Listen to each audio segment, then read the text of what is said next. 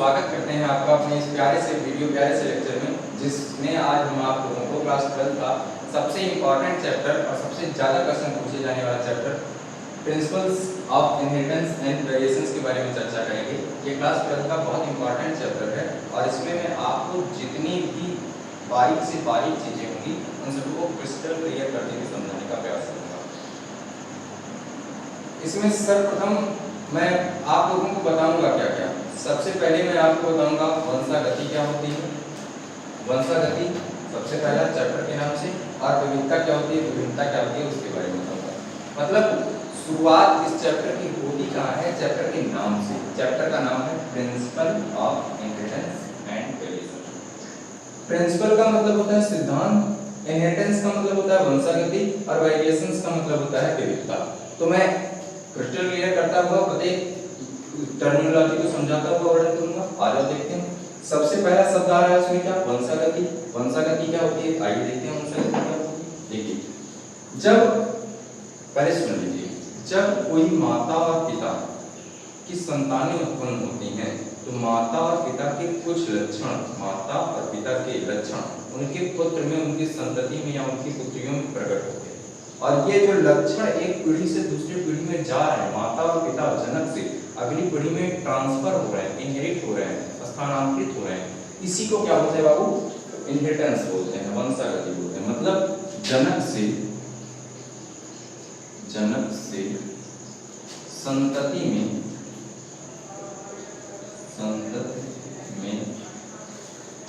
लक्षणों का स्थानांतरण, क्या स्थानांतरण क्या कहलाता है, वंशागति कहलाता है। वंशागति क्या है, जनक से संतति में जो लक्षणों का स्थानांतरण होता है उसी को क्या कहते हैं, वंशागति कहते हैं। शब्द सुनना, स्थानांतरण, ये प्रोसेस है। अब इस टर्म को कैसे सिखाएंगे, वंशागति कहते हैं, स्थानांतरण एक प्रोसेस है, लेकिन रिजल्ट क्या है, उस रिजल्ट को बोलेंगे वो क्या, अनुवांशिकता। क्या बोलेंगे, अनुवांशिकता। मतलब जब एक पीढ़ी से कुछ पदार्थ अगली पीढ़ी में ट्रांसफर होंगे, स्थानांतरित होंगे, तो वे पदार्थ कुछ लक्षणों को लेकर जाएंगे और उसी को क्या बोल देंगे बाबू, उस प्रोसेस को क्या बोल देंगे, वंशागति। और रिजल्ट को क्या बोलेंगे, उसके परिणाम को क्या बोलेंगे, अनुवांशिकता बोलेंगे। बात समझ में आई। अनुवांशिकता का मतलब हेरिडिटी अथवा हेरिडिटी का मतलब क्या, अनुवांशिकता। अनुवांशिकता का मतलब रिजल्ट हुआ, अगर एक पीढ़ी से दूसरी पीढ़ी में गया लक्षण और प्रकट हुआ तो उस पूरी घटना को बोल देंगे अनुवांशिकता। मतलब पीढ़ी दर पीढ़ी ये इनहेरिट होता रहता है, ट्रांसफर होता रहता है। ठीक, इतनी बात समझ में क्या होता है अनुवांशिकता। वंशागति क्या होती है, जब एक पीढ़ी से लक्षण दूसरी पीढ़ी में स्थानांतरित होते हैं तो इस घटना को क्या कहते हैं, वंशागति कहते हैं, और इस परिणाम को क्या कहते हैं, अनुवांशिकता कहते हैं। अब नया टर्म आया, विभिन्नता और विविधता। अब आप देखते होंगे, आप अगर माता और पिता की जो पुत्र और पुत्रियां प्राप्त हुई हैं वो सेम माता और पिता के समान नहीं रहते, कुछ ना कुछ तो विभिन्नता उत्पन्न होती है, कुछ ना कुछ डिफरेंस होता है। भाई उनका चेहरा अलग, उनका चेहरा अलग, तो जो डिफरेंस उत्पन्न होता है जनक और संतति के बीच, अथवा जो संतति मतलब पुत्र और पुत्रियां प्राप्त हुई हैं उन पुत्र और पुत्रियों के बीच में जो डिफरेंस दिखे, भाई बहन सेम नहीं होते, भाई और बहन सेम नहीं होते, या बहन बहन सेम नहीं होती, दोनों का चेहरा इक्वल नहीं होता। जब समान रूप से नहीं दिखाई देते तो कुछ ना कुछ तो डिफरेंस आया होगा ना, और उसी डिफरेंस को क्या बोलते हैं लोगों, विभिन्नता अथवा विविधता अथवा वेरिएशन। अर्थात जब एक पीढ़ी से दूसरी पीढ़ी में लक्षण स्थानांतरित होते हैं तो स्थानांतरित होने के साथ साथ वो समान रूप से नहीं दिखाई देते, कुछ ना कुछ विभिन्नताएं उत्पन्न होती हैं, विविधता उत्पन्न होती है, और उसी विभिन्नता और विविधता को ही हम क्या कहते हैं बाबू, विभिन्नता अथवा विविधता अथवा वेरिएशंस कहते हैं। कब उत्पन्न होता है ये, जब जनक से लक्षण किसमें ट्रांसफर होने लगते हैं, संतति में ट्रांसफर होने लगते हैं। यानी कि वंशागति को आपको अच्छे से समझाया, एक पीढ़ी से दूसरी पीढ़ी में लक्षणों का आना जाना क्या कहलाएगा, वंशागति। विविधता, जब लक्षण आए जाएंगे तो जनक और संतति के बीच में डिफरेंस उत्पन्न होगा, अंतर उत्पन्न होगा, और यही अंतर विविधता अथवा विभिन्नता कहलाएगा। ये भी हो सकता है कि जनक के बाद जो संततियां प्राप्त हुई हैं, संतति में भी अंतर उत्पन्न हो सकता है, तो उसको भी मैं विविधता ही बोलूंगा। वापस इतनी बातें करते, मतलब विभिन्नता क्या है, जब जो जनक है उससे जो प्राप्त संततियां संतति उसमें डिफरेंस उत्पन्न हो। क्या अंतर, भाई उसका चेहरा अलग है, उसका बाल अलग है, उसका नाक अलग है, उसका जीभ अलग है, कुछ ना कुछ डिफरेंस हो, वो गोरा है, वो काला है, वो मतलब कुछ भी डिफरेंस हो, काय डिफरेंस हो, अनुवांशिक डिफरेंस हो, कुछ भी किसी भी टाइप का डिफरेंस हो, तो वो क्या कहलाएगा, विविधता कहलाएगा या विविधता कहलाएगा। बात समझ में, विभिन्नता या विविधता। एक बात मेरी ध्यान से सुनना, जनक के संतति के बीच में अंतर अथवा संतति और संतति के बीच के अंतर कुछ भी हो सकता है, चाहे इसके बीच में डिफरेंस हो चाहे इसके बीच में डिफरेंस हो, दोनों क्या कहलाएगा, वेरिएशन ही कहलाएगा। क्या वो कंफर्म हो गई होंगी? क्रिस्टल क्लियर, आगे बढ़ते हैं। मतलब मैंने आपको बताया वंशागति क्या होती है और विविधता क्या होती है। अब इन्हीं के बारे में विस्तार से वर्णन करते हुए कुछ ना कुछ टर्मिनोलॉजी है जो मैं आपको सिखाने का प्रयास करूंगा। इन टर्मिनोलॉजी के माध्यम से आप इस पूरे चैप्टर को अच्छे से पढ़ने की क्षमता रखेंगे, अच्छे से समझने की क्षमता रखेंगे। आइए देखते हैं।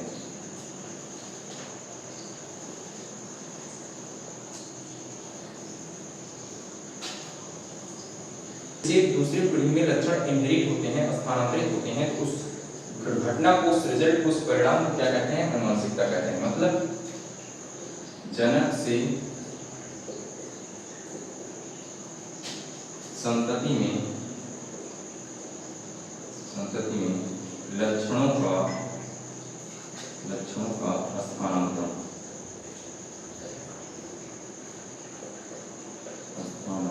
क्या कहलाता है, अनुवांशिकता।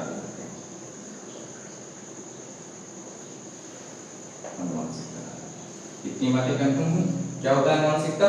जनक से संतति में लक्षणों का स्थानांतरण क्या कहलाता है, अनुवांशिकता कहलाता है। ये भी कह सकते हैं एक पीढ़ी से दूसरे पीढ़ी में लक्षणों का स्थानांतरण क्या कहलाता है, अनुवांशिकता कहलाता है। अब अनुवांशिकता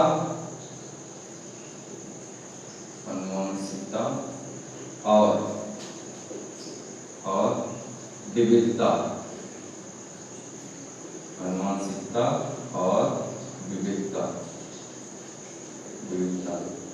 का अध्ययन, अनुवांशिकता और विविधता का अध्ययन जिस विज्ञान के अंतर्गत किया जाता है,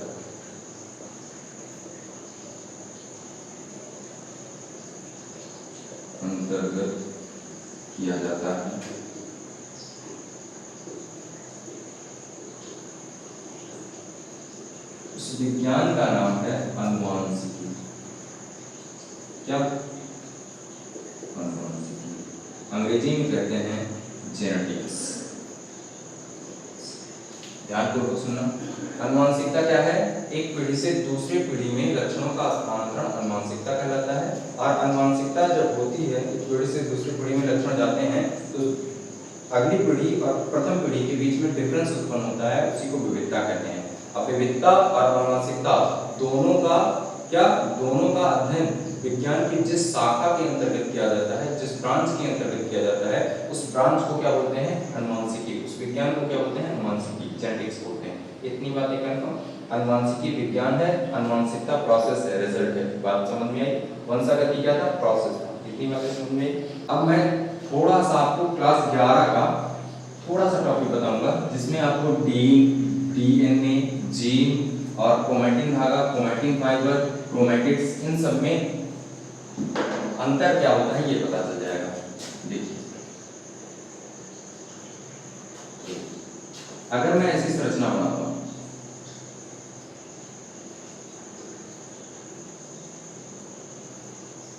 ऐसी संरचना, तो ये आपको पता है डबल स्ट्रैंडेड डीएनए, भाई एक स्ट्रैंड ये, दूसरी स्ट्रैंड ये 3 to 5 ऐसा डीएनए है।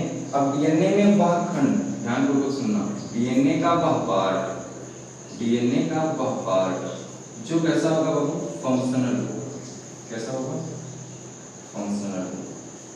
डीएनए का वह भाग जो फंक्शनल होगा, क्या करेगा? कार्य करेगा। उस भाग को मैं नाम दूंगा क्या? जीन। क्या नाम दूंगा? जीन।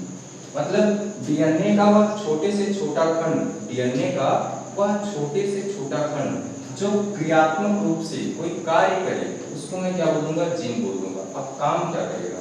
मतलब डीएनए का इतना छोटा सा भाग, इतना छोटा सा काम करेगा, मान लो इतना भाग कार्य नहीं कर रहा, इतना भाग कार्य नहीं कर रहा, तो इसको मैं जीन नहीं बोल सकता। मतलब पूरा का पूरा जो डीएनए है किसी भी जीव का, वो दो चीजों से मिलकर बना है, जीन से और नॉन जीन से। नॉन जीन से मतलब ये इतना डीएनए था, डीएनए में इतना भाग काम कर रहा था, इतना भाग काम नहीं कर रहा है, फिर इतना भाग कार्य कर रहा है, इतना भाग कार्य नहीं कर रहा है। तो जो भाग कार्य कर रहा है उस वाले भाग को मैंने जीन बोल दिया, और जो भाग कार्य नहीं कर रहा है उसको मैंने नॉन जीन बोल दिया। अब इस जीन वाले भाग को मैं कोडिंग डीएनए बोल सकता हूँ। क्या बोल सकता हूँ? Coding DNA. और जो काम नहीं कर रहा है उसको मैं नॉन कोडिंग डीएनए बोल सकता हूँ। क्या बोल सकता हूँ? Non coding DNA. इतनी बातें करता हूँ। डीएनए क्या होता है? डीएनए एक विशेष प्रकार का न्यूक्लिक अम्ल होता है जो हमारे यूकैरियोटिक कोशिका के केंद्रक के अंदर उपस्थित होता है। डीएनए क्या है? आनुवंशिक पदार्थ है, न्यूक्लिक अम्ल है जो हमारे शरीर के, हमारे कोशिका के न्यूक्लियस के अंदर उपस्थित होता है। और किसमें उपस्थित हो सकता है? माइटोकॉन्ड्रिया में और प्लास्टिड में। क्यों? क्योंकि माइटोकॉन्ड्रिया और प्लास्टिड क्या है? ऑटोनोमस ऑर्गेनेल है, अपने आप ही डीएनए आरएनए बना लेते हैं, अपने समान ही नए माइटोकॉन्ड्रिया और प्लास्टिड का निर्माण कर सकते हैं। अब डीएनए कहाँ होता है? डीएनए होगा कहाँ? न्यूक्लियस में। कहाँ होगा? न्यूक्लियस में, मतलब केंद्रक में। केंद्रक में। अब केंद्रक में जो डीएनए होगा वह ऐसे फॉर्म में थोड़ा होगा, ऐसे ऐसे उलझा होगा, ऐसे करके उलझा होगा। मान लीजिए केंद्रक है तो इसमें ऐसे उलझा होगा, ये डीएनए, ये डीएनए, ये डीएनए। अब डीएनए की इस वाली फॉर्म को बोलते हैं बाबू क्या? क्रोमैटिन। क्या बोलते हैं? क्रोमैटिन। Chromatin fibre. डीएनए ही क्रोमैटिन फाइबर के अंदर उपस्थित है। डीएनए एक केमिकली संरचना है, इन्हीं केमिकली फॉर्म में क्रोमैटिन के अंदर उपस्थित है। अब क्रोमैटिन वाला फॉर्म कंडेंस होता है। क्या होता है? कंडेंस। कंडेंस का मतलब सम्मिलित होता है, नजदीक नजदीक आता है। नजदीक नजदीक आता है तो बनाता है क्या? क्रोमैटिड। क्या बनाता है? क्रोमैटिड। और क्रोमैटिड आपस में जुड़ जाके और संगठित हो जाते हैं, तब बनता है क्या? क्रोमोसोम बनता है। क्या बनता है? क्रोमोसोम। ध्यानपूर्वक सुनो। अब ये जो क्रोमैटिन फाइबर है, ये क्रोमैटिन फाइबर आपस में कंडेंस होगा, संगठित होगा और क्रोमैटिड बनाएगा। क्रोमैटिड और ज्यादा संगठित होगा तो क्रोमोसोम बनाएगा। ध्यानपूर्वक सुनो। ये क्रोमैटिन भाग, क्रोमैटिन फाइबर कंडेंस हुआ, थोड़ा सा नजदीक नजदीक आया, नजदीक नजदीक आया, नजदीक नजदीक आया, यानी क्रोमैटिड हो गया। और ये क्रोमैटिड वाला फॉर्म और ज्यादा नजदीक नजदीक हो गया, और ज्यादा नजदीक नजदीक हो गया, आपस में उलझ गया, आपस में उलझ गया, आपस में उलझ गया। क्या? क्रोमैटिड वाला भाग, क्रोमैटिड को। और किसका निर्माण कर दिया? क्रोमोसोम का निर्माण कर दिया। एक चीज और, अगर क्रोमैटिन फाइबर जो है कम कंडेंस है, क्रोमैटिन फाइबर ये डीएनए का क्रोमैटिन धागा था, ऐसे था, फिर उसके बाद और नजदीक नजदीक आना शुरू हुआ, नजदीक नजदीक आना शुरू हुआ, फिर आगे चल करके बहुत ज्यादा नजदीक आना शुरू हो गया, बहुत ज्यादा कंडेंस हो गया, बहुत ज्यादा कंडेंस हो गया, बहुत ज्यादा कंडेंस हो गया, बहुत ज्यादा कंडेंस हो गया। तो ये वाला फॉर्म जो कम कंडेंस था क्रोमैटिन फाइबर हो गया। फिर थोड़ा सा कंडेंस हुआ, थोड़ा सा कंडेंस हुआ, तो इस भाग को बोल दूंगा मैं यूक्रोमैटिन। क्या बोल दूंगा? यूक्रोमैटिन। और जब बहुत ज्यादा कंडेंस हो गया तो मैं उसको बोलूंगा हेटेरोक्रोमैटिन। क्या बोलूंगा? हेटेरोक्रोमैटिन। ध्यानपूर्वक सुनना। डीएनए है ये, डीएनए में वह भाग जो काम कर रहा है, फंक्शनल यूनिट है, उसको मैंने बोल दिया क्या? जीन बोल दिया। जीन क्या है? पूरा का पूरा जो डीएनए है उसमें जीन होगा और नॉन जीन होगा, मतलब फंक्शनल यूनिट होगी, नॉन फंक्शनल यूनिट होगी। जो फंक्शनल यूनिट होगी, क्रियात्मक इकाई होगी, उसको मैं जीन बोल दूंगा। यानी कि लिख जा सकता हूँ जीन को। जीन को डिफाइन कैसे कर सकता हूँ? जीन क्या है? The functional unit of DNA known as gene, या और the segment of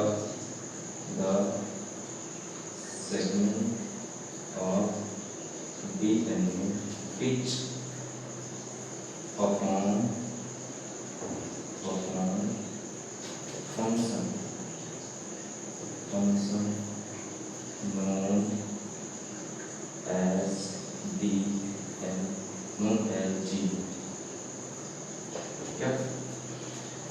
the functional unit of DNA known as gene, मतलब डीएनए का वह खंड जो कार्य कर रहा हो जीन कहलाता है। वह सेगमेंट ऑफ डीएनए का वह खंड विच परफॉर्म जो करता हो क्या फंक्शन कार्य करता हो क्या कहलाएगा जीन कहलाएगा। कितनी बातें कर दूं, जीन की परिभाषा हिंदी में डीएनए का वह छोटे से छोटा खंड, डीएनए का वह छोटे से छोटा खंड जो कार्य करता हो क्रियात्मक इकाई हो क्या कहलाएगा जीन कहलाएगा। अब पूरा का पूरा मान लो इतना बड़ा डीएनए है मेरा 2.2 मीटर का डीएनए मनुष्य के शरीर में होता है। 2.2 मीटर के डीएनए में अगर पूरा तो पूरा जीन होगा नहीं, कुछ भाग जीन होंगे, जो भाग जीन होंगे उनको मैं जीन बोल दूंगा, कुछ ही भाग काम करेंगे, जो काम नहीं करेंगे उनको मैं नॉन जीन बोल दूंगा, जो भाग काम करेंगे उनको मैं कोडिंग डीएनए बोलूंगा, जो नहीं करेंगे उनको मैं नॉन कोडिंग बोलूंगा। कोड का मतलब उनके अंदर कुछ सूचनाएं नहीं होंगी।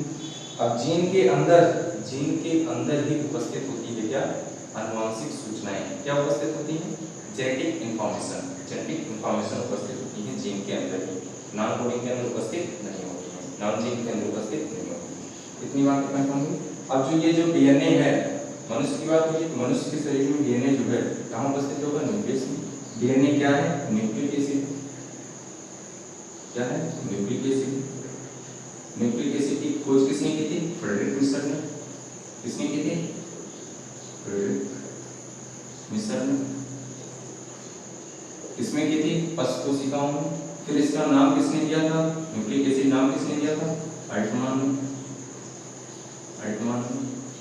न्यूक्लिक एसिड का फ्रेडरिक मिशर ने खोज की, किसकी न्यूक्लिक एसिड की, न्यूक्लियन नाम दिया था सर्वप्रथम इन्होंने, न्यूक्लियन नाम दिया था।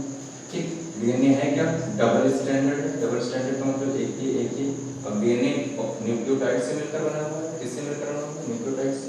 जो डीएनए है वो केंद्रक के अंदर उपस्थित है, किस फॉर्म में क्रोमैटिन धागा के फॉर्म में।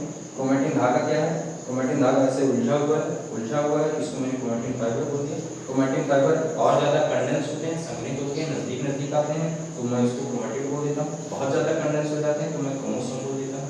ध्यानपूर्वक सुनिएगा, ये क्रोमैटिन धागा जब थोड़ा सा संघनित होगा तब मैं उसको यूक्रोमैटिन बोलूंगा, बहुत ज्यादा कंडेंस हो जाएगा तब मैं उसको हेटेरोक्रोमैटिन बोल दूंगा।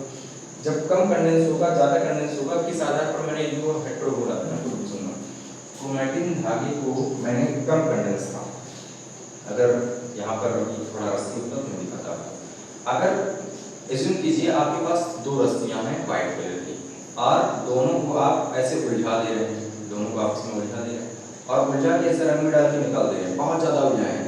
तो जब आप खोलेंगे उसको कुछ स्थान पे रंग लगा हुआ, कुछ स्थान पे रंग नहीं लगा हुआ, जहाँ पे ज्यादा उलझी होगी वहाँ पे रंग नहीं लगा हुआ, लेकिन जहाँ पे कम उलझी होगी वो पूरी तरह से दिख गया होगा। ध्यानपूर्वक सुनना, जहाँ पर कम उलझी है वहाँ पर पूरी तरह से दिख गया तो उसको मैंने यूक्रोमैटिन बोल दिया, और जहाँ पर पूरी तरह से बहुत ज्यादा उलझी है, बहुत ज्यादा से उलझी है, वहाँ पर मैंने खोला तो एक जब कलर में डाला तो कहीं पर कलर लगेगा, कहीं पर नहीं लगेगा, कहीं पर लगेगा, कहीं पर नहीं लगेगा, तो हेटेरो डिफरेंट टाइप का प्राप्त होगा, तो उसको मैंने हेटेरोक्रोमैटिन बोल दिया। इतनी बातें करता हूँ, थोड़ा सा आगे बढ़ते हैं। जीन क्या है बाबू, जीन डीएनए का छोटा सा खंड है जो कार्य करता है। क्या कार्य करता है, एमआरएनए बनाता है। एमआरएनए क्या करता है, प्रोटीन बनाता है। प्रोटीन बना के क्या होता है, लक्षण प्रदर्शित होते हैं। लक्षण कैसे प्रदर्शित होंगे, जब अगली पीढ़ी में जाएंगे तब आपको दिखाई देंगे। अगली पीढ़ी में जाएंगे तो क्या बोलेंगे, वंशागति बोलेंगे, और उसी को क्या बोलेंगे, अनुवांशिकता बोलेंगे। अनुवांशिकता हो जाएगी मतलब अगली पीढ़ी में चले जाएंगे तो संतति और जनक में अंतर दिखाई देगा, जो अंतर दिखाई देगा उसे विभिन्नता बोलेंगे। और विभिन्नता और अनुवांशिकता दोनों का अध्ययन जिस विज्ञान के अंतर्गत किया जाएगा उसको क्या बोलेंगे, अनुवांशिकी अथवा जेनेटिक्स बोलेंगे। कन्फर्म। आओ अब हम आपको बताएंगे कि अनुवांशिकता के जनक कौन है। अनुवांशिकता के जनक, father of genetics, Gregor John Mendel, इन्हें अनुवांशिकता का जनक कहा जाता है। फिर एक वैज्ञानिक आया, उसका नाम था वेटसन, जिन्होंने जीन नाम दिया था। जॉनसन ने खोज की थी।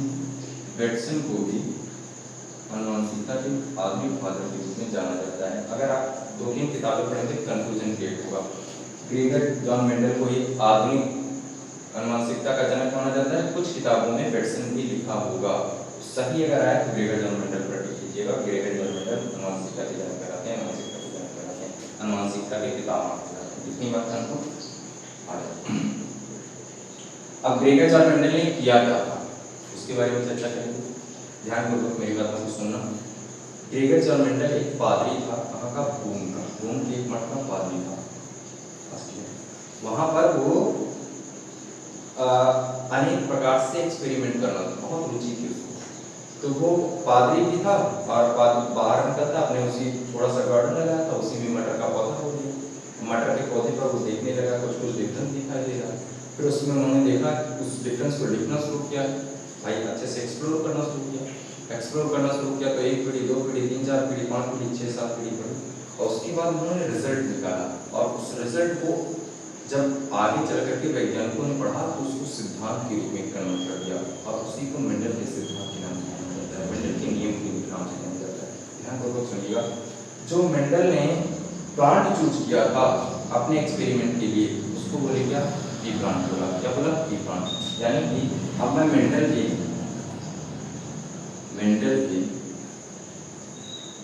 एक्सपेरिमेंट के बारे में बात करूंगा।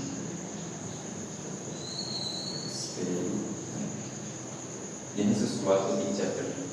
मेंडल के एक्सपेरिमेंट में मेंडल ने एक्सपेरिमेंट किस प्लांट पर किया? सबसे पहले तो ये क्वेश्चन होता है 1 नंबर का प्लांट था स्वीट। इसी को गार्डन की बोलते हैं। गार्डन की आप देखते हैं ना, उद्यान मटर या मीठी मटर, गार्डन की ऐसा लिखा होगा, जिसका संस्कृत नेम है पाइसम सटाइलम।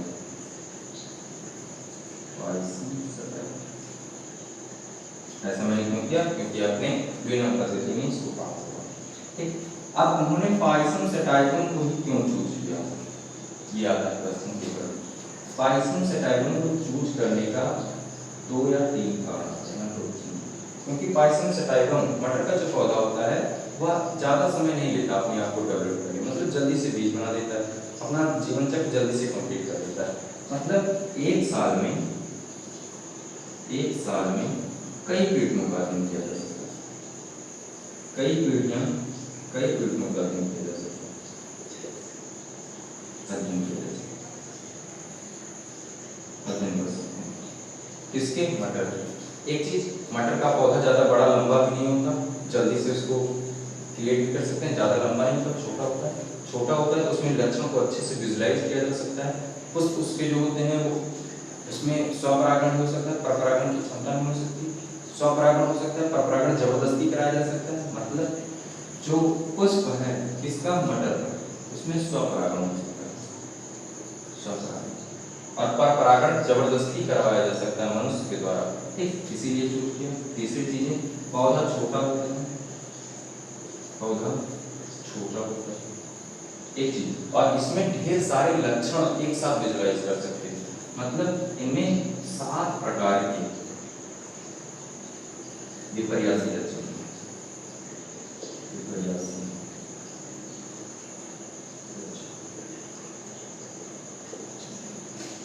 एक साल में कई पीढ़ियों का अध्ययन किया जा सकता है। पुष्प स्वपरागित होते हैं और पौधा छोटा होता है। 7 प्रकार के अन्य प्रकार के 7 लक्षण दिखाई देते हैं एक ही पौधे के अंदर, इसलिए और जल्दी लक्षणों को क्रिएट करके जल्दी ज्ञान किया जा सकता है।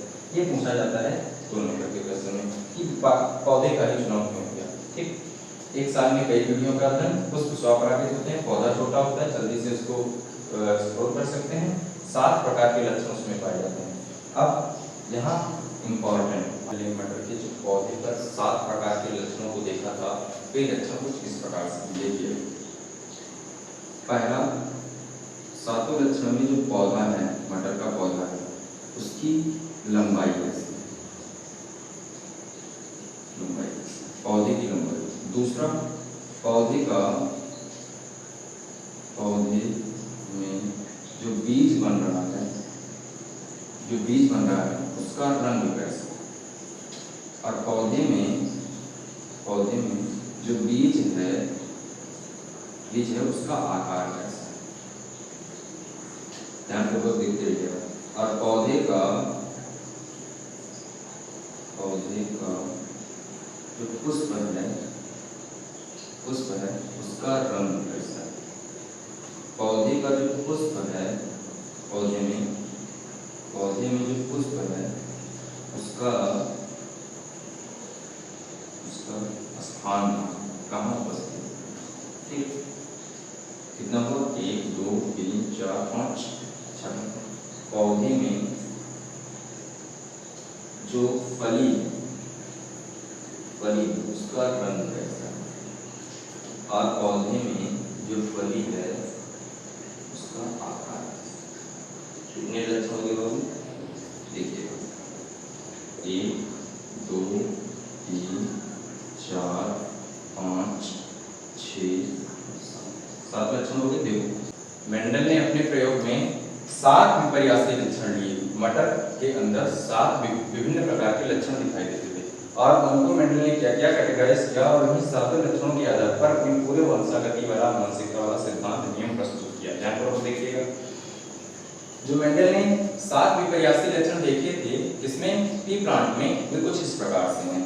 पौधे का लंबाई, मतलब मटर का जो पौधा है वो कितना लंबा है, उसका जो बीज प्राप्त हो रहा है मटर का, वो मटर का बीज का रंग कैसा है, बीज का आकार कैसा है, और जो पुष्प है मटर के पौधे में वो पुष्प के रंग कैसे हैं, और पुष्प का स्थान, मतलब पुष्प किस स्थान पर उपस्थित है, और जो फलियां बन रही हैं मटर की जो फली बन रही है उसमें फली का रंग कैसा है, फली का आकार कैसा है। ध्यानपूर्वक देखिएगा जो पौधा था मटर का, उसमें कुछ पौधे ऐसे थे जो लंबे थे और कुछ पौधे ऐसे थे जो पौने काट थे। मतलब अगर किसी लक्षण का, सब सुनना, किसी लक्षण का 2 या 2 से अधिक प्रकार के अंतर प्राप्त होते हैं, मतलब पौधा लंबा पौधा छोटा, तो इन जो लंबा छोटा प्राप्त हो रहा है तो विशेषक बोलते हैं। क्या बोलते हैं, विशेषक।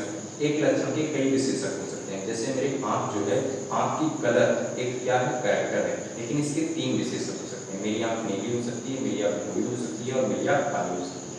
यानी कि each character have many traits, each character have many traits, मतलब एक लक्षण के कई प्रकार से विशेषक हो सकते हैं, कई प्रकार से ट्रेट्स हो सकते हैं। उसी प्रकार पौधे का लंबाई, पौधे की लंबाई एक लक्षण है, इसमें 2 ट्रेट्स हैं। कौन कौन सी 2 विशेषक हैं, कौन कौन सी, या तो लंबा पौधा होगा, पौधा या तो लंबा होगा या तो कैसा होगा, बौना होगा। यानी 2 ट्रेट में पहला ट्रेट कैसा था, लंबा, दूसरा कैसा था, बौना। पौधे का जो बीज का रंग था, बीज का रंग 2 प्रकार से था। एक बीज पूरा ग्रीन कलर का प्राप्त हुआ और एक बीज कैसा प्राप्त हुआ, येलो कलर का प्राप्त हुआ। मतलब येलो और ग्रीन 2 प्रकार से बीज प्राप्त हुआ। ध्यान को कुछ सुनो, बीज का जो आकार था, बीज का 2 प्रकार से आकार प्राप्त हुआ, एक गोलाकार प्राप्त हुआ, गोलाकार राउंड शेप, और दूसरा रिंकल्ड प्राप्त हुआ, झुर्रीदार प्राप्त हुआ, ऐसे आपस में सिकुड़ा हुआ, ठीक। और पुष्प का रंग जो था वो भी 2 प्राप्त हुआ। भाई 2 विशेषक हर चीज के थे। पुष्प का रंग एक था सफेद और दूसरा था बैंगनी प्राप्त हुआ।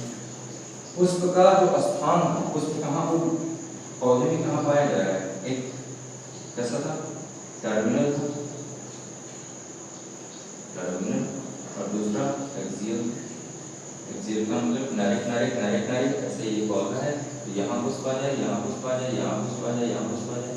ये एक पौधा है, यहाँ पर यहाँ पुष्प आ जाए, यहाँ पुष्प आ जाए, यहाँ पुष्प आ जाए। अब इस पौधे में कहीं पुष्प नहीं आ सकता, तो एक टर्मिनल मतलब टर्म दिया कि एक कोने में आके खत्म कर दिया और पुष्प कहीं आएगा। एक्सियल का मतलब नारिक निकलते हैं, ठीक। फली का रंग भी 2 प्रकार से था, एक हरा था, ग्रीन, और दूसरा कैसा था, नीला था। और फली का आकार कैसे था, 2 प्रकार से था, एक फुल स्मूथ थी और दूसरा कैसी थी, कॉन्स्ट्रिक्टेड, स्मूथ, जिसको मैं फुल बोल सकता हूँ, और दूसरा कैसी थी, कॉन्स्ट्रिक्टेड।